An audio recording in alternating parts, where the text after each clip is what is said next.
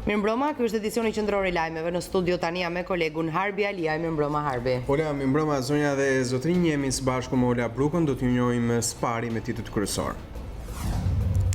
Në një intervistë për News24, bashkëshortja e Agim Arapit, tregtarit dursak të vrarë në 2017, shprehu keqardhjen për vdekjen e 26 vjeçarit Jurgen Kurti, ekzekutuar mbrëmjen e djeshme në Tiranë. Vjollca Arapi ka pohuar se nuk ka lidhje me vrasjen e të riut.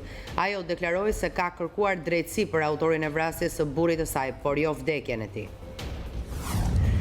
Me tone të forta mes dhimbjes së madhe dhe me kërcënimin se nëse për vrasjen e Marvi Mihalit nuk do të ketë drejtësi, atëherë do të ketë kanun, prindit e të riut të vrarë shpërthyen në sallën e gjyqit, por edhe jashtë saj.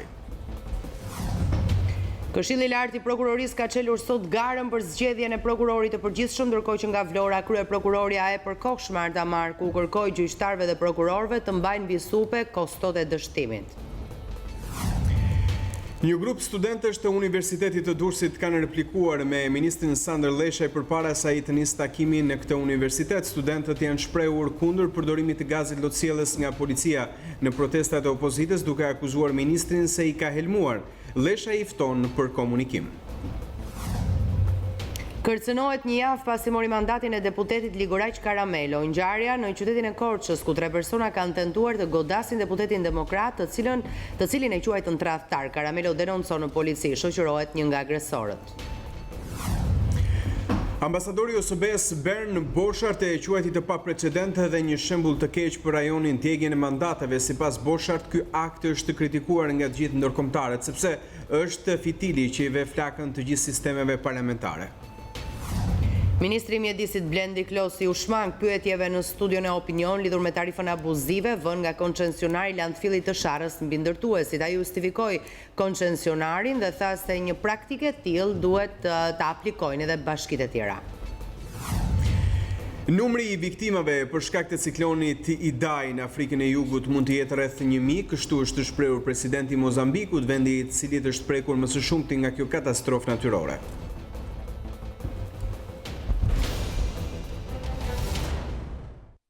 Do që titujt vijojmë gjërësish. Hakmarrja është një ndër pistat që po hetohet nga policia lidhur me vrasjen e 26 vjeçarit Jurgen Kurti mbrëm në Tiranë. Vrasja dyshohet se është kryer nga 2 persona me makinë dhe të maskuar, të cilët janë afruar pranë shtëpisë ku banonte 26 vjeçari dhe kanë qelluar në drejtim të tij. Në polici janë shoqëruar për të dhënë dëshminë disa persona. 26 vjeçari Jurgen Kurti ishte duke u drejtuar në banesën e tij i vetëm duke ecur në këmbë, por sa po mbërriti në hyrjen e pallatit u ekzekutua me armë zjarri.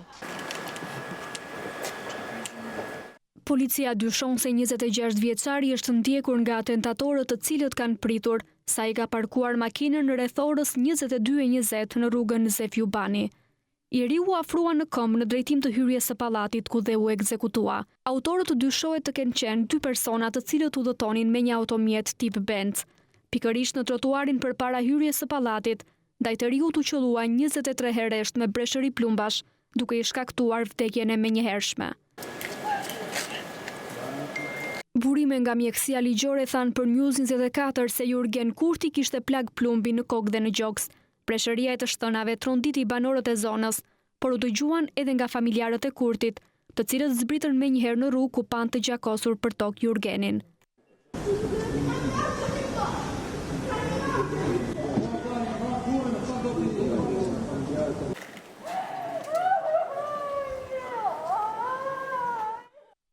I riu u qellua me pistolet nga një makinë në lëvizje tip Benz C-klas, ngjyrë gri, me të cilin u larguan menjëherë pas krimit në drejtim të paditur të favorizuar nga errësira. Grupi hetimor mbriti në vendin e ngjarjes ku sekuestroi të gjitha kamerat e sigurisë në zonë, ndërsa policia ngriti postbllogje në rrugë në përpjekje për të kapur autorët. Mbyllja e disa lokaleve sportive të pozicionuara në vendin ku ndodhi krimi penalizoi punën e policisë pasi kamerat e tyre kanë qenë të fikura dhe nuk kanë xhiruar ngjarjen. Për zbardhjen e kësaj ngjarje, policia e Tiranës ka ngritur disa pista hetimore, një prej të cilave është ajo e hakmarrjes nisur nga e kaluara e viktimës. Policia mori në pyetje familjarët e Agim Arapit në Durrës, i cili humbi jetën 2 vjet më parë pasi u dhunua nga 3 persona. Bashkëshortja e agimit publikisht bënte përgjegjës për vrasjen Jurgen Kurtin, por gjykata e la të lirë 26 vjeçarin dhe dënoi me 5 vite burg kujtim ekonomin për vrasje nga pakujdesia. Por kjo nuk ka qenë ngjarja e vetme për të cilën është akuzuar 26 vjeçari Kurti. 3 vjet më parë ai u arrestua për vrasjen e babait të tij Artur Kurti, por ai sërish u la i lirë pasi autorsinë e vrasjes e mori përsipër daja i tij Leonard Ristani. Policia nuk përjashton asnjë konflikt të mundshëm që i riu mund të ketë pasur kohët e fundit. Biznesmeni Jurgen Kurti, i cili njihet për jetën luksoze, ishte dhe menaxher i VIP-ave në Tiranë, pasi ai ka sjellë në Shqipëri disa këngëtar të njohur me famë botërore. Jurgen Kurti ishte një nga personat e dyshuar për vrasjen e Agim Arapit në vitin 2017 në qytetin e Durrësit. Në një intervistë për News24, bashkëshortja e Agimit shprehu keqardhje për vdekjen e 26 vjeçarit, duke pohuar se nuk ka lidhje me vrasjen e tij. Ajo deklaroi se ka kërkuar drejtësi për autorin e vrasjes së bashkëshortit të saj, por jo vdekjen e tij. Pak orë pas vrasjes së Jurgen Kurtit, prokuroria mori në pyetje bashkëshorten e Agim Arapit në Durrës, për vrasjen e të cilit u akuzua i riu 26 vjeçar. Jo, nuk marr hakun. Hakun e merr vetëm Zoti jon. Them që u vendos drejtësia Zotit, ndim se s'është shumë i ri ikë nga kjo botë s'kthehet më. Vjollca Arapi, bashkëshortja e Agim Arapit, në një intervistë për News24, ka shprehur keqardhjen për vdekjen e të riut dhe i është drejtuar me disa fjalë nënës së Jurgenit, për të siguruar se nuk ka lidhje me vrasjen e tij. Merr edhe keq kur dëgjova vlorimën e mamës vet. S'di s'kam fjalë. I them edhe, jo, i them mamës Jurgen Kurtit. Mos ken mendje se kam bënë një gjë. Nuk ekziston. Nuk ekziston. Unë kam prit vetëm drejtësinë, po jo që të vras njëri. Vetëm drejtësi, jo që të vras njëri. Nuk jam vrasëse, nuk jam kriminale. Keq më jam. Vjollca Arapi u shpreh se drejtësia për vrasjen e bashkëshortit të saj nuk u vu në vend, sepse u ble me para. Ajo thot se për Jurgen Kurtin kërkonte burgun, por asnjëherë vdekjen e tij. Burgun ja kërkoja, po vdekjen ja Jurgen Kurtit. Vdekjen ja kur. Burgun po. Po vdekjen ja. Sa gjunaf, është dhimbsur. Një njeri që ikën e s'vjen më. Unë këtu jam, i përballem çdo gjoje se kam një grua vetme jam, s'kam njeri fare. Veprojnë, ligji është, kanë ardhur, kanë kontrollu mram. Drejtësia u ngopër me leksa i doshi qefi, këtyne. Edhe më lanë me këtë dhimbje të madhe, pranaj një jem keq. Mesnatën e së hënës pas vrasjes së Jurgen Kurtit, prokuroria e Tiranës mori në pyetje Vjollca Arapi në Durrës dhe ushtroi kontroll në banesën e saj. Hakmarrja për shkak të së kaluarës së 26 vjeçarit është një ndër pistat që prokuroria po heton. Më 11 prill të 2017-s, Agim Arapi, 51 vjeç, mbeti i vrarë pas një sherri për një tub aspirimi ku ishin të përfshirë Jurgen Kurti dhe 2 të afërm të tij. 3 personat pasi e futën Agim Arapi në dyqanin e tij ushqimor, e dhunuan brutalisht derisa ai ndroi jetë. Nga ekspertiza mjekoligjore në vitin 2017, u vërtetua se Agim Arapi ndroi jetë për shkak të problemeve me zemrën dhe se nuk përballoi dot goditjet e forta. Ndërkohë, policia e Durrësit shfaqsoi Jurgen Kurtin pasi sipas saj ai nuk mori pjesë në rrajën për vdekje të viktimës. Me tone të forta, mes dhimbjes së madhe, me kërcënimin se nëse për vrasjen e Marvi Mihalit nuk do të ketë drejtësi, atëherë do të ketë kanun, prindrit e të riut të vrarë për një karikues celulari shpërthyen në sallën e gjyqit, por edhe jashtë saj, duke akuzuar njerëzit e drejtësisë. Debatet e ashpra u zhvilluan në sallën e gjyqit mes prindërve të studentit të ndjerë Marvi Mihali dhe familjarëve të 4 të pandeurve të akuzuar për vrasjen e 22 vjeçarit. Përplasja mes tyre ndodhi në momentin kur të afërmit e të pandeurit pretenduan se familja Mihali ka kërkuar dëmshpërblim për jetën e të birit. Pavlo dhe Mira Mihali e kundërshtuan ashpër këtë fakt, çka shkaktoi tension në gjykat. Trupa gjykuese urdhëroi që Mira Mihali të dilte jashtë për shkak se kishte thyer solemnitetin e gjykimit. Jashtë sallës së gjyqit, Pavlo dhe Mira Mihali deklaruan se nuk bëjnë pazar me gjakun e të birit dhe se kërkojnë të bëhet drejtësi. Në mënyrën më absolute ne nuk kemi kërkuar absolutisht asnjë lloj dëmshpërblimi. Nuk mundet kur të laj gjakun e djalit tim me lek. Këto janë shpifjet e asaj familje kriminale. Nuk ka asnjë gjyq civil dhe nuk do ketë asnjë gjyq dëmshpërblimi. Turpi ati dhe maskaralliku ati dhe shpifjet e ati arrito deri aty sa than. Për një thik të dënohen 4 veta. Pala e akuzuar sikurse edhe më herët, këmbgul se ka një padi për dëmshpërblim nga familja të ndjerit. Ky ka bën një ankim dhe kërkoj lek 340 milion lek. Ato thonë si kërkojnë edhe më fëndojnë. Kur s'kam dash me bëh këtë? Po rrena nuk i duroj. Ajo është e keqja ime. Rrena nuk i duroj. Ai rrjedha e vërteta del ndryshe. I kërkojnë paret se djali mund të bënte thonë gjyqtar. Edhe i kanë vujë rrok këtu pa ta lexoni, i kanë vujë rrok 500.000 lekë muj. Familja Mihali ende beson tek drejtësia, por nëse një gjë e tillë nuk ndodh, ata paralajmërojnë se do të bëjnë vetgjyqësi. Në qoftë se nuk do bëhet drejtësi, atëherë le të funksionojë ligji i Kuranit dhe ligji i kanunit. Unë do flijohem, sepse kam përballë kriminala. Po e them edhe një herë, kam përballë baballar kriminalash. Si guxojnë ato të çohen në sallën e gjyqit dhe na ofendojnë edhe bashkëshortën time edhe unë. Deri më sot kemi thënë që do presim drejtësinë. Sot e tutje po them, drejtësinë do ta vendos me çdo kusht, derisa të kem frym.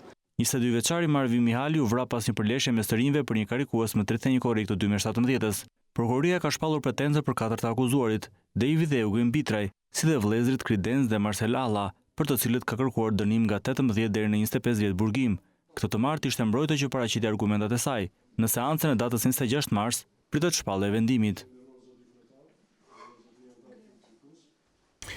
Kërcënohet deputeti i ri i Partisë Demokratike Ligoraq Karamelo. Ngjarja ka ndodhur në qendër të qytetit Korçës sapo deputeti ka dalë nga një lokal. 3 persona kanë tentuar ta godasin, ndërsa e kanë quajtur tradhtar. Ndjekim deklaratën e tij. Sot mbas ditës rreth orës 3:30 jam kërcënuar në mënyrë flagrante nga 3 persona para katedrales, duke më ofenduar e duke më kërcënuar, duke më kanosur për gjoja tradhtin që kam bërë dhe për duke më sharë dhe për identitetin tim etnik dhe për organizatën që përfaqësoj. Dhe ajo që është e papranueshme është fakti se njerëz të kontingjenteve të tilla, nuk e di, janë të ju shërbejnë në strukturave të caktuara apo janë thjesht militantë, por për Korçën janë papranueshme këto sjellje dhe këto qëndrime. Do të falenderoj organet e policisë të cilët në mënyrë të shpejtë reaguan dhe mbështetën denoncimin tim. Padyshim që kjo është një ngjarje e rëndë e cila më prek thellë dhe më prek të gjithë, po megjithatë më prek gjesti që bëhet, por nuk e ndryshon me gjithë presionet që më bëjnë për të hequr dorë nga mandati, unë nuk e tërheq mandatin, sepse kam vendosur të shërbej vendit, të shërbej Korçës edhe njerëzve. Më kërcënuan me jetën, më kërcënuan me familjen. A ka pasur edhe përplasje fizike? Tentuan edhe të më prekën edhe fizikisht, domethënë. Sipas informacionet që kam, policia ka shoqëruar njërin prej tyre.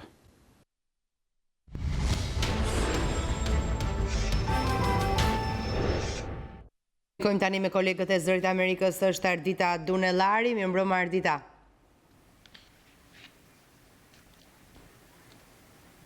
Përshëndetje Ola, mirëmbrëma.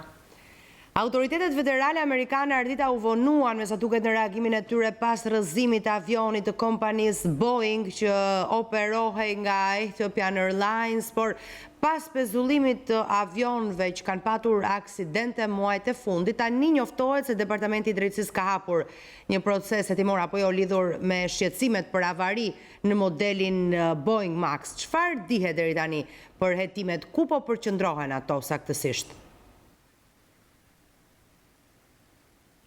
Po, Ola, asnjë konfirmim zyrtar nuk ka dalë nga autoritetet federale amerikane, por gazeta Wall Street Journal ka mësuar nga burime anonime brenda autoriteteve federale se Departamenti i Drejtësisë ka hapur hetime mbi protokollin që ka ndjekur Departamenti Federal i Aviacionit. Ky departament është autoriteti rregullator i trafikut ajror këtu në Shtetet e Bashkuara. Kjo pikërisht është agjencia që miraton mjetet e fluturimit për operim dhe duhet ketë miratuar modelin Boeing Max 8 i cili ka një sistem të ri operimi. Ola, sistemi pëlqehet sepse thuhet se djeg më pak karburant, por ai dyshohet se ka defekte në procesin e stabilizimit të avionit gjatë nisjes. Tani hetuesi duan të dinë nëse kontrollorët federal kanë ndjekur protokollin ekzistues në mbikëqyrjen e këtij modeli dhe nëse ky protokoll ka të meta, pra ka nevojë për një rishikim. Një proces hetimor është hapur ndërkaq edhe nga inspektori i përgjithshëm i Departamentit të Transportit lidhur me masat që kanë ndjekur enti rregullator i trafikut ajror, sidomos në lidhje me sistemin stabilizues të avionëve. Po dalin një numër pyetjesh gjatë këtyre ditëve mbi raportin mes entit rregullator federal dhe kompanisë Boeing, duket se ekzistonte një raport bashkëpunimi dhe duket se autoritetet federale mbështeteshin më shumë se duhet tek sistemet e brendshme të kontrollit të vetë kompanisë Boeing dhe kompanive të tjera që ata duhet mbikëqyrin. Kritikët e këtij protokolli ekzistues thonë se masat e mbikëqyrjes janë tepër të buta dhe mund të kenë pasojat rrezikshme. Sa me vend janë këto shqetësime do dalë pasi të përmbyllet procesi hetimor i Departamentit Drejtësisë dhe Departamentit të Transportit. Ola? Kuptoj, përveç analizës mbi protokollin e Agjencisë Rregullatore Federale, çfarë duan të dinë hetuesit ardita lidhur me procedurat brenda vetë kompanisë Boeing? Deri tani dim se një gjykatë federale në Washington ka nxjerrë një urdhëresë për një ndër inxhinierët e Boeingut, i cili ka qenë pjesë e ekipit projektues për këtë model të Boeingut që ka probleme. Sipas urdhëresës, inxhinierit që nuk është identifikuar publikisht, i është kërkuar të dorëzojë të gjitha emailët, tekstet, format e tjera të komunikimit. Ka dyshime se Boeingu ishte në dieni të problemit, ndoshta jo se ky ishte një problem me rrezik fatal, siç pësoi avioni i shoqërisë Ethiopian Airlines, por ka dyshime se pra vetë Boeingu ishte në dieni se kishte nevojë të rishikohej sistemi stabilizues i avionit Boeing Max 8, sidomos gjatë procesit të nisjes së avionit. Sipas sindikatave të personelit të fluturimeve, sistemi kërkonte trajnim specifik të pilotëve të këtyre avionëve. Hetuesve që po kontrollojnë të dhënat nga kutit e zeza, duket se u ka rënë në sy se jo vetëm avioni i shoqërisë Ethiopian Airlines, po dhe avioni Lion Air që u rrëzua në tetor, kishte pësuar probleme të ngjashme gjatë ngjitjes, ashtu si avioni që sapo rrëzua para disa javësh. Sipas burimeve të brendshme, Boeingu pritej të dorëzonte pranë autoriteteve federale një propozim për trajtimin e këtij problemi në fillim të muajit janar dhe brenda janarit, pra deri në fund të janarit, pritej që kjo kompani të vinte në zbatim masa për përmirësimin e sistemit stabilizues. Padyshim që Departamenti i Drejtësisë do të di përse këto përmirësime nuk u zbatuan, nuk u vunë në zbatim dhe çfarë bën autoritetet federale për ta ndjekur problemin që nga muaji janar. Sindikatat e pilotëve të shoqërisë Southwest Airlines dhe American Airlines, që janë dy kompani që përdorin avionin në fjalë, këtë avion që ka psuar aksidentet vdekjeprurse, thanë se Boeingu ka thënë që do ketë trajnime për pilotët. Sindikatat kanë reaguar me zhgënjim duke thënë se duket që Boeingu po përpiqet të mbulojë gjurmët, të bëjë ato që kërkojnë rregullatorët, por pa u nisur nga një shqetësim i mirëfillt për pasagerët dhe personelin. Të gjitha këto do të jenë në analizë tani që autoritetet federale kanë hapur procese hetimore. Pra ka një numër pikpyetjesh që janë shqetësuese kur mendon se gjithë ky sistem rregullator duhet na mbrojë ne si pasagerë, duhet mbrojë ekipet e operimit të avionëve. Megjithatë e mira është që janë hapur dy procese hetimore dhe do marrin përgjigje, shpresojmë së shpejti. Ola. Në qartë, faleminderit Ardita për këtë komunikim që patëm së bashku. Ju uroj punë të mbarë në vijim.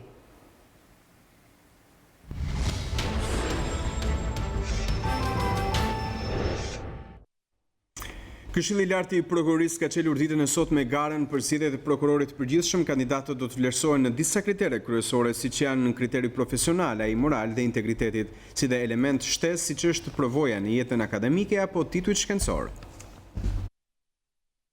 Këshilli i lartë i prokurorisë hapi zyrtarisht garën për zgjedhjen e prokurorit të përgjithshëm me mandat kushtetues. Në mbledhjen e së martës, Këshilli votoi unanimisht projekt rregullore me kriteret mbi bazën e të cilave do të përzgjidhen emrat e 3 kandidatëve që do t'i dërgohen për miratim kuvendit. Për të bërë pjesë e garës, kandidati duhet të ketë 15 vite përvojë pune si jurist i spikatur, të jetë diplomuar në shkollën e magjistraturës ose të ketë gradë shkencore në drejtësi. Personat që do të shprehin interes nuk duhet të kenë punuar në administratën publike 10 vitet e fundit, apo të kenë patur pozicione drejtuese në ndonjë parti politike. Gjithashtu duhet të mos kenë qenë antar, bashkëpunëtor ose të favorizuar të ish sigurimit të shtetit dhe të mos jenë bashkëpunëtor, informator ose agent të ndonjë shërbimi sekret. Rregulloria parashikon që aspirantët të mos jenë larguar nga detyra për shkaqe disiplinore apo të mos kenë masa disiplinore në fuqi. Kandidatët që vinë nga radhët e prokurorëve apo gjyqtarëve duhet të kalojnë me sukses testin e vettingut dhe për këtë vendimi të jetë i formës së prerë. Me prioritet do të vlerësohet reputacioni që gëzon kandidati në shoqëri dhe midis kolegëve, cilësitë morale siç janë përpikmëria në detyrë, drejtësia në marrjen e vendimeve, përgjegjëshmëria, paancia apo dinjiteti. Për këtë krahas informacioneve të tjera do të shërbejnë edhe raportimet mediatike. Aspirantët kanë 30 ditë kohë për të shprehur interesin për postin. Pas mbarimit të këtij afati, brenda 45 ditëve, Këshilli kryen vlerësimin paraprak për secilin kandidat, nëse i plotson ose jo kriteret ligjore. Më pas zhvillon me ta seancë pyetjesh. Tashmë që gara është hapur, po përfliten edhe emrat më favorit që mund të marrin në duar drejtimin e institucionit qendror të akuzës. I pari është Ulsian Qela, prokurori i krimeve të rënda, ish drejtues i këtij institucioni. Adnan Xholi, gjithashtu prokuror karrierë, është një tjetër emër që pritet të paraqisë kandidaturën, ndërsa nuk do të mungojë as shprehja e interesit nga ana e Arta Markut, e cila po ushtron detyrën e prokurores së përgjithshme të përkohshme. Nga Vlora, ku analizoi punën e drejtësisë së këtij qyteti, kryeprokurori Arta Marku kërkoi gjyqtarëve dhe prokurorëve të mbajnë mbi supe kostot e dështimit. Kryeprokurori Arta Marku ka tërhequr vëmendjen prokurorëve të Vlorës për mosbardhjen e disa ngjarjeve të rënda të ndodhura në qytetin bregdetar. Gjatë analizës vjetore për vitin 2018 në prokurorinë e apelit në Vlorë, Marku bëri apel për bashkëpunim me policinë dhe organet kompetente. Ajo kujtoi prokurorëve se së shpejti do të vijë momenti që përgjegjësia për çdo dështim do të jetë personale. Ngjarjet kanë qenë nga më të dhunshmet në qytetin e Vlorës, në rrethin e Vlorës. Dhe një pjesë e madhe e tyre janë ende të pazbuluara. Me keqardhje më duhet pranoj se kam vënë re një apati në veprimet qoftë prokurorisë, qoftë policisë së shtetit, ku bëhet fjalë për këto ngjarje. Megjithatë, unë nuk jam sot për të gjykuar punën e institucioneve të tjera. Por natyrisht mund të kërkoj që të bashkëpunoni me policinë e shtetit dhe me agjencitë e tjera gjithëzbatuese, që nga momenti që ka ndodhur ngjarja dhe deri në zbarjen e saj natyrisht. Ju tashmë jeni të pavarur në punën tuaj dhe shpejt do vi momenti që përgjegjësinë për çdo dështim do ta mbani vetë personalisht. Prokuroria e përgjithshme kishte edhe një këshill për prokurorët e Vlorës, në mënyrë që siç tha ajo të garantojnë suksesin. Unë kërkoj prej jush që të mos intimidoheni nga askush por të punoni me përkushtim dhe në ndershmëri. Nëse bëni kështu, suksesin e keni të garantuar. Një grup studentësh të Universitetit të Durrësit replikuan me ministrin Sander Leshaj përpara se ai të niste takimin në këtë universitet. Studentët janë shprehur kundër përdorimit të gazit lëciellës nga policia në protestat e opozitës. Leshaj më herët zhvilloi një takim në portin e Durrësit ku theksoi rëndësinë e ndërhyrjeve për përmirësimin e punës së policisë në port. Përdorimi i gazit lotësiellës nga policia gjatë protestave të opozitës është cilësuar i papranueshëm nga një grup studentësh të Universitetit Aleksandr Mojsiu në Durrës. Kundërshtimin e tyre për mënyrën se si veproi policia, studentët ja shprehën edhe ministrit të Brendshëm Sander Leshaj gjatë vizitës së tij në këtë universitet. Jam i helmuar aty te protestët që ju lën taksilve. Keni marrë sot? Apo mas i dim do na arrestoni? Çfarë do bëni? Por për çfarë keni ardhur? Ju s'ju takon me ardhmas i vend Shqipërisë. Ju jeni qeveri i legjitime. Vini këtu edhe e morën vesh një orë përpara që vjen ministri. Vini këtu son kryetari i shërbimit sekret. Ju e caktoni hyrjen e kushtimit? Nuk e caktojmë, ne duhet ta dimë. Ju që jeni qeveri i legjitime. Harrojnë që tim ke helmu mu. Ministri i Brendshëm Sander Leshaj ka ftuar studentët të komunikojnë nga afër. Më pas, ministri Leshaj është futur në ambientet e universitetit ku ndodhej edhe kryetari i bashkisë Vangjush Dako. Studentët kanë tentuar të hyjnë brenda universitetit, por nuk janë lejuar nga policia. Gjatë takimit me studentë e Universitetit Aleksandr Mojsiu, ministri i Brendshëm kujtoi se koha kur ai mori detyrën përkoi me protestat e studentëve në Tiranë. Sipas tij, këto protesta ishin një tregues për një vëmendje të re ndaj universiteteve. Dita sot është një ditë e rrallë pikërisht për arsye që kam mundësi të bisedoj me juve. Muaj dhjetor më qelloj që dhe detyrën e fillova pikërisht duke marrë me ju, me protestat që zhvillohet ju. Ka qenë ca ditë shumë intensive, dinamike, të cilat sigurisht edhe kemi pas protesta edhe mbas protestës tuaj, por ka një diferencë të madhe, për arsye se protestat e studentëve në fakt ishin një mundësi e mirë për të kuptuar që ta treguesit na detyrojnë për një vëmendje të re ndaj universiteteve. Këtë të martë, Ministri Lesha zhvilloi edhe një takim me strukturat dhe agjensitë që operojnë në portin e Durrësit. Ai tha se në drejtim të sigurisë është bërë progres, por theksoi nevojën për ndërhyrje të thella në këtë port. Porti i Durrësit është porta kryesore e Shqipërisë. Prej këtu lëviz rreth 40% e volumit të mandrave. Nevoja për përmirësim në portin e Durrësit është e jashtëzakonshme, me gjithë përmirësimet e bëra, të cilat konstatohen lehtësisht për secilit prej nesh i cili ka frekuentuar këtë port në cilësi të ndryshme, qoftë si udhëtar apo qoftë si punonjës i shtetit, konstatohet progres, por ama është po ashtu e rëndësishme të shënohet që nevoja për përmirësim është e madhe. Njohja e zgjedhjeve lokale që mund të zhvillohen pa pjesëmarrjen e opozitës do të varet nga ecuria e tyre. Kështu shpreh ambasadori i OSBE-s Bernd Borchardt për gazetarët. I pyetur mbi qëndrimin e OSBE-s nëse opozita bojkoton zgjedhjet lokale. Ai kritikoi vendimin për djegjen e mandateve, vendim që sipas tij ka krijuar një precedent të rrezikshëm edhe për rajonin. OSBE shikon mundësinë që zgjedhjet lokale të zhvillohen pa opozitën, por njohja e tyre do të varet nga ecuria e procesit. Kështu shpreh ambasadori i OSBE-s në Tiranë, Bernd Borchardt, i pyetur mbi fatin e zgjedhjeve lokale nëse opozita bojkoton.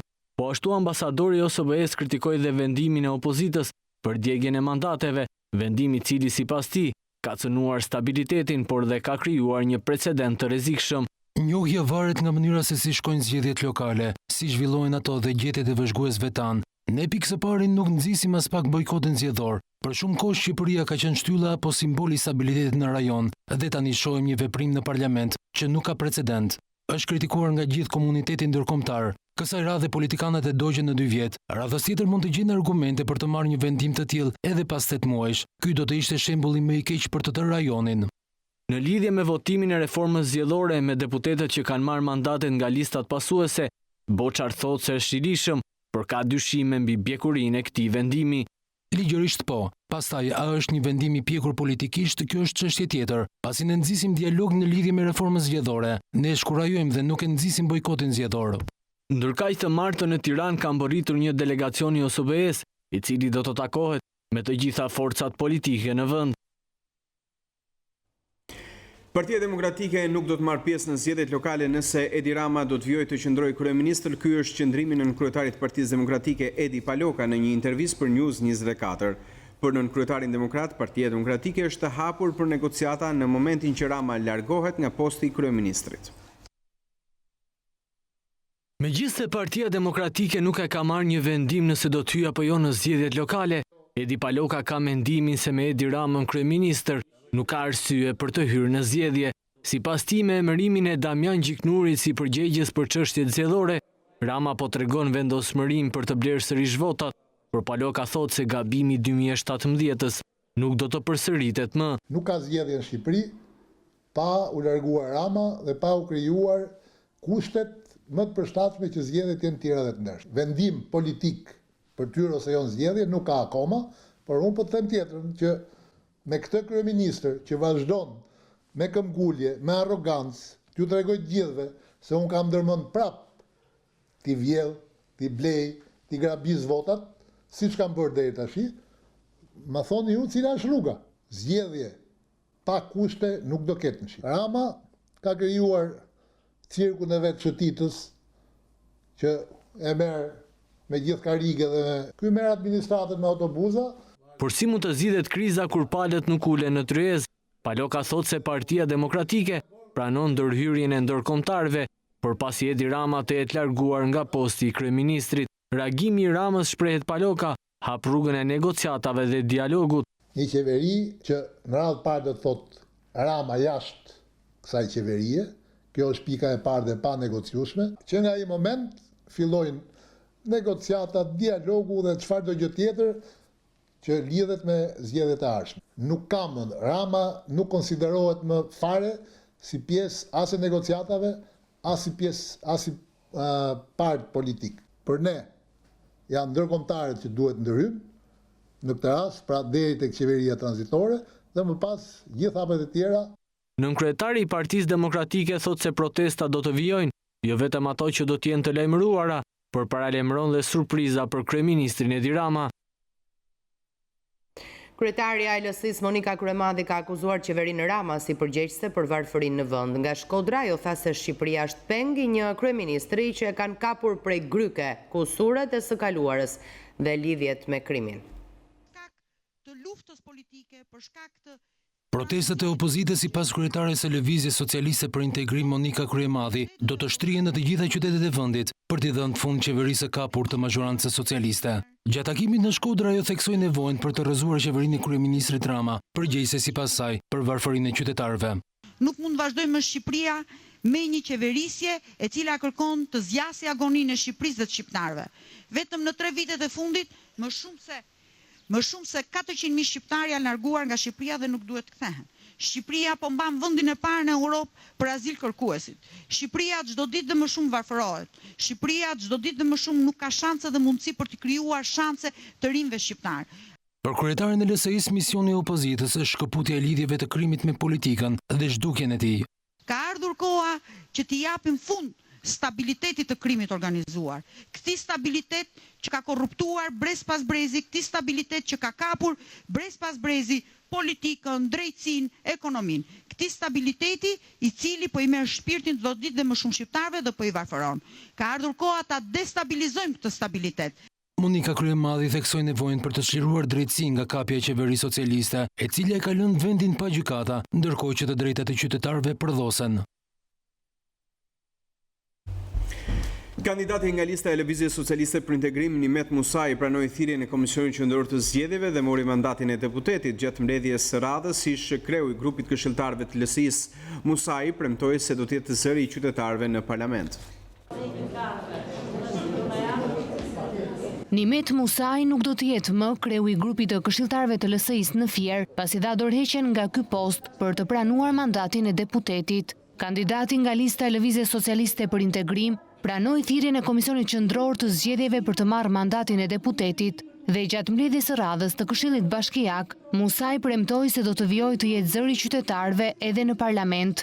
Kemi treguar qytetari në gjithë këto vite, është i dyti mandat i imi në qytetin e Fierit si kryetar grupi, uroj që vazhdimsinë e Këshillit Bashkiak të këtij mandati të vazhdoj dhe në vitet e ardhshme për qytetin tonë. Duhet të vlerësoj dhe respektoj gjithë kolegët e mi të Lëvizjes Socialiste për Integrim në Këshill për qëndrimin korrekt që kanë treguar. Në parlament do të jem ai që jam këtu në Këshill, do të jem një qytetar dhe do të punoj për të mirën jo vetëm të qytetit Fierit, por do të jap kontributin tim për gjithçka që e meriton vendi jonë Shqipëria. Një javë më parë Musai dorëzoi në KQZ formularin e dekriminalizimit, duke e konfirmuar marrjen e mandatit e Risa Xhixhos në qarkun e Fierit. Verilindja po braktiset çdo ditë më shumë. Alarmi vjen nga Dom Gjergj Meta, i cili ishte i ftuar në show në News24. Për të njëjtin shqetësim, gazetarjen Tona Bileka i tha se shkak është keq qeverisja ndër vite. Në një lidhje me Skype, këshilltari shqiptar në Bashkinë e Londrës komentoi situatën e fundit në Parlamentin Britanik dhe debatin për Brexit, ndërsa kryebashkiakja e Shkodrës Voltana Ademi, aktori i humorit Romir Zalla dhe mjeshtri i karikaturës Bujar Kapexhiu komentuan ngjarjet pikante të javës që lan pas. Shifra alarmante të shpopullimit vin nga Mirdita. Dom Gjergj Meta thot se prej andej janë larguar të paktën 60% të popullsisë. I ftuar në show, Dom Gjergj Meta tha se shkak i braktisjes është varfëria. Këto njerëz janë aq të lodhur dhe aq të varfër sa që nuk kanë fuqi që të reagojnë. Unë nga numrat dhe shifrat që kam, ajo zonë, pra kjo pjesë e verilindjes së Shqipërisë është e shpopulluar në rreth 60% të saj. Ka disa fshatra që në 100 veta, 85 janë larguar në proporcion. Është i fshat që deri para 9 vjetësh, 10 vjetësh kishte 100 nxënës dhe sot ka 1 nxënës. Duke folur për hecet që janë projektuar të ndërtohen në përluginat e bukura të Mirditës, Dom Gjergjmeta kërkoi reagimin madje nga ministri i Brendshëm Sander Leshaj, të cilin e thiri në mbrojtje të burimeve të vendit ku është rritur. Kundërvënia ime është dhe do të jetë qoftë ndaj prishjes natyrës, qoftë ndaj shpërfilljes së komunitetit në dhënien e koncesioneve. Ky është një problem i madh. Për shembull, në Mirdit është qafmolla tashmë, një koncesion i dhënë me kohë. Është prishur një lum, është prishur lumi fan komplet. Madje të thoja edhe një gjë që ai lum fillon dhe buron ku janë mrizet e të parve të ministrit ton të brendshëm aktual, zoti Sander Leshaj, që vjen pikërisht nga ai areal aq i bukur i Shqipërisë dhe i Mirditës. Në pjesën e dytë të programit, gazetari Antona Bilekaj analizoi situatën politike në Shqipëri. Ai mendon se ka njerëz në Partinë Socialiste që shohin Veliajn si kryeministër të ardhshëm. Ka zëra brenda PS-së që mendojnë që Erion Veliaj të jetë një rrugdalje. Siç mendonin në 2003, vetë Blushi mendonte që rrugdalja, për cituar zgjedhjet e 2005-s, ishte që Edi Rama të ishte kandidati për kryeministër. Sot ka zëra brenda PS-së që mendojnë që Erion Veliaj duhet të jetë kandidati për kryeministër në 2021. Duke folur për Ramën në qeverisje dhe Veliaj në krye të bashkisë, Abilekaj tha se populizmi është arma kryesore e rilindjes. Ai e quajti sheshin Skënderbej një projekt populist. Sipas Abilekajt, Veliaj po ndërton gërmadhat e ardhshme të qytetit. Në pjesën e tretë të programit, kryetaria e Bashkisë së Shkodrës, Voltana Ademi, aktori i humorit Romir Zalla dhe mjeshtri i karikaturës Bujar Kapexhiu komentuan disa nga momentet më pikante të javës që shkoi. Nëse na takon neve të bëjmë batut, sepse kemi profesion, tashmë ne kemi dalë jashtë loje dhe këtë profesion të shumë të nderuar po e marrin dhe po e zhbëjnë këta zotrin, duke filluar me KM-n të parin që është në krye, i cili, siç u thave këtu, ka ardhur në pushtet me batuta. Këshilltari shqiptar i Këshillit Bashkiak të Londrës, Kastriot Berberi, ishte gjithashtu i ftuar në emisionin e show në News24. Ai solli një panoramë të gjerë të situatës së krijuar në Britaninë e Madhe pasi parlamenti dështoi të miratonte për të dytën herë marrëveshjen e Brexit, por komentoi edhe situatën politike në Shqipëri.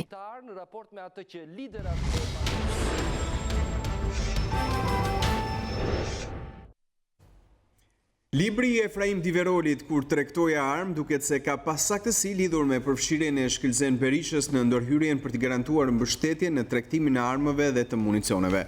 Përpara gjykatës së Floridas në Shteteve të Bashkuara të Amerikës, Efraim Diveroli, president dhe pronar i kompanisë AEU, u shpreh se ka gënjur për t'i bërë presion Kosta Trebickës që të mos fliste pas prishjes së kontratës për ripaketimin e fishekëve nga Joy për të lidhur me Mekon. Dëshmia e tij dhe në maj të vitit 2018 është zbardhur e plot nga gazeta Panorama. Efraim Diveroli, president dhe pronar i kompanisë AEU, i angazhuar në prokurimin e armëve dhe municioneve në Shtetet e Bashkuara, ka dëshmuar në nënbetim para gjykatës së Floridas se ka treluar mbi përfshirjen e Shkëlzen Berishës, të birit e ish kryeministrit Sali Berisha, në takimin e tij me përfaqësues të kompanisë shqiptare Meko në maj të vitit 2007. E përditshme Panorama ka publikuar të plot dëshminë e Diverolit.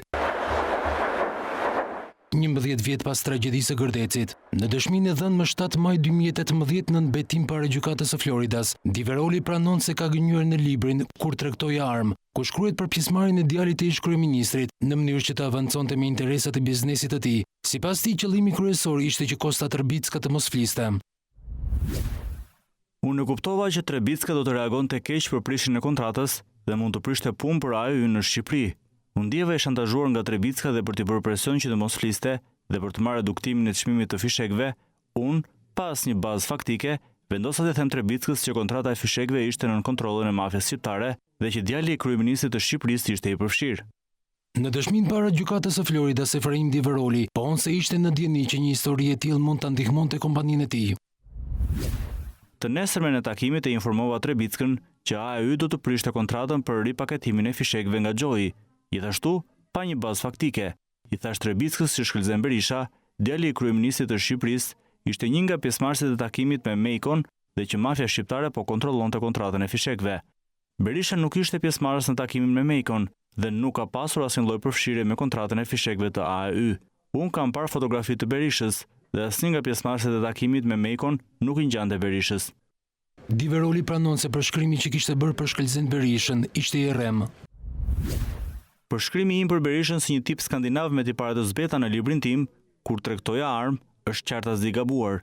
Berisha nuk ka tipare skandinave apo të zbeta. Sidoqoftë, një nga pjesëmarrësit në atë takim kishte tipare të zbeta. Unë e trellova historinë për pjesëmarrjen e Berishës në mënyrë që të avancojë interesin e biznesit të AEY. Qëllimi kryesor ishte që Trebicka të mos fliste. Pak ditë më parë gjykata e Floridas vendosi të pushojë padinë e shkëlqen Berishës ndaj gazetarit Guy Lawson, autori i librit, duke konsideruar se çfarë është shkruar në libër nuk është provuar se është bërë me keqdashje, duke u shprehur se shkëlqen Berisha si person publik duhet ta provonte këtë fakt. Ministri i Mjedisit Blendi Klosi u shmang pyetjeve në studion e Opinion lidhur me tarifën abuzive vënë nga koncesionari i landfillit të Sharrës mbi ndërtuesit. Ministri justifikoi koncesionarin pa bërë dallimin mes inerteve dhe dherave të pakontaminuara, sikurse e përcakton direktiva e Bashkimit Evropian. Klosi shkoi më tej kur tha se një praktik të tillë në fakt duhet ta aplikojnë edhe bashkitë e tjera. Bizneset e ndërtimit nuk arritën të marrin një përgjigje as nga Ministria e Mjedisit lidhur me tarifën abuzive që landfilli i Sharrës ju merr për dherat e pakontaminuara që shkarkojnë në të. I ftuar në rubrikën Opinion në News24, Ministri i Mjedisit dhe Turizmit Blendi Klosi, ndërsa foli për çështjet e krizës politike në vend, u pyet edhe për shqetësimin e ndërtuesve mbi tarifën prej 480 lekë për ton për dherat që paguajnë në favor të koncesionarit. Ministri Klosi tha se nuk është përgjegjësi e tij. Është kosto dhe ajo nuk është pjesë e koncesionit.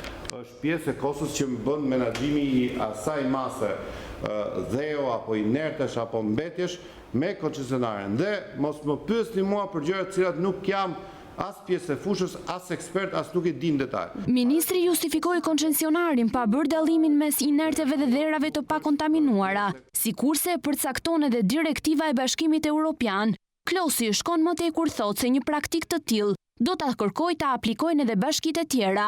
Ajo që di unë si ministri i Mjedisit është që kjo që ndodh në Tiranë do të ndodhë në të gjithë Shqipërinë. A mendoni ju se në një vend tjetër jashtë Shqipërisë mund të marrësh dhe të hedhësh dheun mund në anë të rrugës?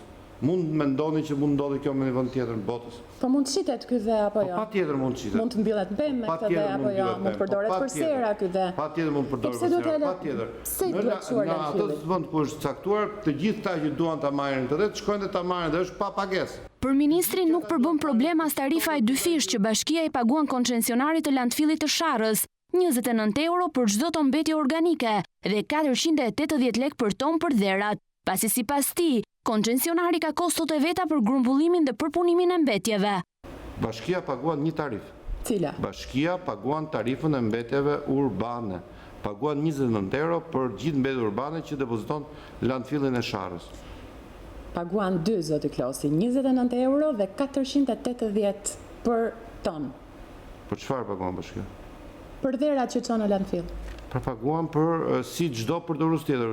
Bashkia kur bën janë 2 tarifa pra. Jo, nuk janë 2 tarifa, janë një tarifë që kanë mbetjet urbane dhe paguan si çdo si ai që bën pallat, si bashkia kur bën një vepër publike, duhet që atë ka një kosto grumbullimi i atij dheu ta likuidoj. Çfarë problemi ka? Prej mos e 7 muajsh ndërtuesit i paguajnë koncesionarit të landfillit të Sharrës, Integrated Energy BV një tarifë shtesë, që sipas tyre cilësohet korruptive dhe klienteliste. News24 ka investiguar për disa javë këtë aferë mes koncesionarit, Bashkisë së Tiranës dhe Ministrisë së Mjedisit. Kryetari i Komisionit e Ekonomisë Arben Ametaj ka kërkuar nga Autoriteti i Konkurrencës hapjen e hetimeve për tregun e biletave të kompanive të fluturimit. Sipas Ametajt, çmimet i sjellin qytetarëve një dëm të konsiderueshëm. Ish ministri i Financave Arben Ametaj, njëherëz i kryetari i Komisionit të Ekonomisë, i ka kërkuar Autoritetit të Konkurrencës hetim të biletave të kompanive të fluturimit. Sipas tij, linjat e transportit ajror ofrojnë tarifa të pajustifikueshme për konsumatorët. Si ka mundësi që çmimi i biletave është më i shtrenjtë për gati segmentet e ngjashme brenda Italisë apo brenda Austrisë apo Austri-Itali dhe çmimi i biletës në Shqipëri për segmentet e ngjashme siç u referova rastis 2 herë. Dhe hetimi mund të kalojë në kuptimin analitik dhe jashtë Shqipërisë për të krahasuar dhe ju duhet të dilni me dëm për konsumatorin shqiptar. Ndërsa në aspektin e çmimit të biletave për shkak të një tregu i cili nuk është plotësisht i lirë, edhe për shkak se kemi vetëm një aeroport akoma, dëmi i konsumatorit shqiptar mund të shkojë deri në 200 milionë euro. Por kryetari i Autoritetit të Konkurrencës tha se deri tani komisioni ka dhënë shumë rekomandime që institucionet duhet i zbatojnë, por porositë e dhëna nuk janë zbatuar në asnjë rast. Dhe jo vetëm në propozime përkatëse ligjore apo në ligjore, por dhe me afate kohore të caktuara. Dhe siç e keni edhe në tabelën përkatëse, rezulton që këto rekomandime nuk janë përmbushur. Në total gjatë vitit 2018, Autoriteti i Konkurrencës ka vendosur gjoba që arrin në 269 milion lek ndaj kompanive që kanë shkelur konkurrencën.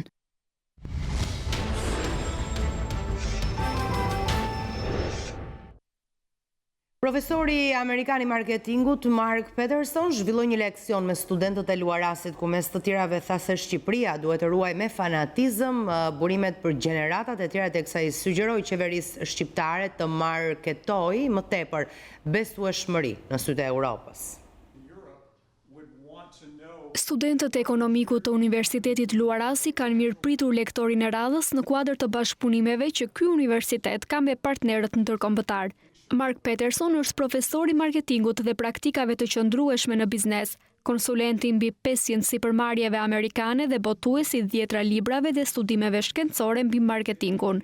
Në leksionin e mbajtur para studentëve, ai prezantoi studimin e tij në lidhje me qëndrueshmërinë dhe zhvillimin ekonomik të vendit tonë, parë në këndvështrimin e zhvillimit rajonal ku krahasoi treguesit ekonomik. Në optikën e tij, Shqipëria duhet të ruajë me fanatizëm burimet për gjeneratat e ardhshme. Europianët sipas Peterson janë klient potencial që duan të afrohen me vendin tonë, nëse ne plotësojmë 3 komponent. Disa këshilla i drejton edhe qeverisë shqiptare. First you need to understand your customers. So you need to understand the Europeans. Së pari ju duhet të kuptoni klientët, duhet të kuptoni europianët.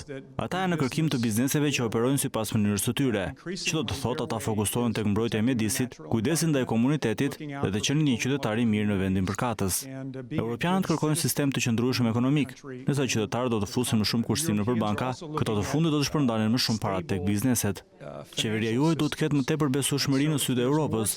Kjo ndodh kur ka më pak korrupsion dhe dhënie rrushfeti. Këshilla ime është, paguani zyrtarët tuaj me pagat më të mira, zgjidhni qytetarët më të mirë, mundësoni media të lirë. Kjo do të ishte një sinjal për europianët që ju e keni seriozisht dhe dëshironi shumë të jeni brenda komunitetit evropian. Mendoj se kjo do të mirëpritej në Europë. Sa kaq përgjegjësia e departamentit të administrim biznesit në Fakultetin Ekonomik në Luarasa Elita Mani.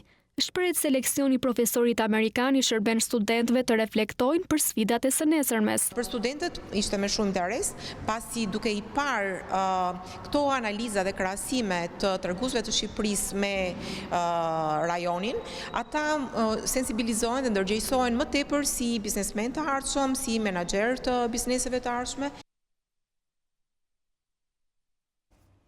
Spitali Hygea ka ngritur së fundmi qendrën e gjirit dedikuar kryesisht diagnostifikimit dhe trajtimit multidisiplinor të patologjive dhe kancerit të gjirit, me një staf mjekësh shqiptar dhe të huaj, të cilët i vinë në ndihmë pacientëve me këtë patologji. Spitali Hygea së fundmi krahas qendrës multidisiplinare onkologjike ku ofrohen të gjitha shërbimet për ekzaminimin, diagnostifikimin dhe trajtimin e të gjitha tipeve të kancerit, ka ngritur edhe qendrën e gjirit dedikuar kryesisht diagnostifikimit dhe trajtimit multidisiplinar të patologjive dhe kancerit të gjirit. Doktor Çeleb Bahadir, prej më shumë se një viti, pjesë e stafit të Spitalit Hygea, na shpjegon. This is Dr. Bahadir Çeleb. I'm a general surgeon working at IGF. Unë jam doktor Çeleb Bahadir, kirurg, onkolog dhe senolog, me një eksperiencë mbi 20 vjeçare në fushën e kirurgjisë së përgjithshme dhe asaj të gjirit në veçanti. Jam pjesë e stafit të kirurgjisë së Spitalit Hygea, ku dhe trajtoj në rrugë kirurgjikale të gjithë gamën e patologjive të gjirit dhe sigurisht të kancerit të gjirit, gjithmonë duke synuar në aplikimin e teknikave më bashkohore kirurgjikale, të cilat janë edhe më rezultative për pacientët. Për një diagnostikim dhe trajtim sa më adekuat të këtyre patologjive, ky spital prej kohësh ka ngritur dhe qendrën multidisiplinare të onkologjisë. Një vëmendje më shumë do t'i kushtojmë edhe gjirit, dhe për këtë është menduar që të ngrihet dhe qendra e gjirit, e cila do të merret kryesisht me diagnostikimin dhe trajtimin e kancerit të gjirit. Jo vetëm mjek të huaj, por stafit të kësaj qendre i bashkohet mjeku kirurg senolog Dr. Gëzim Selenica. që vjen nga qendra senologjike e Cambridge në Londër, ku Spitali Hygieja ka filluar bashkëpunimin. Ai do të jetë çdo muaj në Spitalin Hygieja për të ndjekur raste së bashku me ekipin e mjekëve të këtij spitali. Qëllimi im është që të vi këtu, të ndihmoj për të krijuar një shërbim gjiri më të specializuar në bazë të kritereve të europiane. Të krijojmë këtu një ekip të përbërë nga kirurg, nga onkolog, nga që bëjnë kimoterapi dhe radioterapi, radiolog, anatomopatolog, dhe këtu fillon që me diagnostikimin, që diagnostikimi duhet bërë i kombinuar, radiologu, kirurgu dhe anatomopatologu, edhe trajtimi duhet bërë vendimi meret i kombinuar, për arsye se ka shumë edhe vazhdojnë këto artikuj të publikohen vazhdimisht, tregojnë që mbjetesa, prognoza dhe gjithçka kualiteti jetës është shumë e mirë se sa po të trajtohen në mënyrë individuale. Në sajt të ndihmës nga Dr. Selenica dhe kolegëve të tij, në Cambridge, qendra e senologjisë në Spitalin Hygieja do të jetë one-stop clinic, ku pacientët realizojnë këshillimin, diagnostifikimin dhe trajtimin për çdo patologji të gjirit. Për të gjithë ato pacientë që diagnostifikohen me kancer të gjirit, qendra e gjirit Hygieja ofron shërbim 360 gradë, duke filluar që nga konsultat me mjek specialist onkolog, ekzaminimet radiologjike si skaner, rezonancë magnetike, mamografi e ekografi, trajtim kirurgjikal me mjek kirurg, laborator të specializuar e bashkëkohor, trajtimet me kemioterapi dhe radioterapi, si dhe ndjekje në kohë follow-up të gjitha pacientëve të trajtuara. Qindra besimtar ka nisur pelegrinazhin në kishën e Shënandot në Laç. Sot nisin 13 të martat e shenjta dhe sipas besimit të krishterë mrekullit kulmojnë mes datës 12 dhe 13 qershor. Në kishën e Shënandojit në Laç nis sot pelegrinazhi 13 martave, që kulmon mes datës 12 dhe 13 qershor. Qindra pelegrin nga vende dhe besime të ndryshme i drejtojnë kësaj kishe. Pelegrinët vinë në këtë vend të shenjtë në shenjë pendese për mëkatet, si dhe për të lutur për familjet e tyre. Lutja është mi u lutë Zotit, vim për mirësi, për familjen. Është një diçka që kjo kishë ka emen. Faleminderit Zotit, nuk vi për vujtje, vi vetëm për dëshirë. Lutet mi janë herë rrallë parë për familjen time, për shtetin tim, për tafimit e mi, edhe për gjithë shqiptarët. Lutjet e cilat i dërgojmë Zot janë më shumë për familjen, për shkollën, për mbarësi, për lumturi, për dashuri. Besimtarët më të devotshëm rrugëtojnë në këmbë nga qyteti i Laçit deri te kisha, me shpresën që lutjet e tyre të pranohen.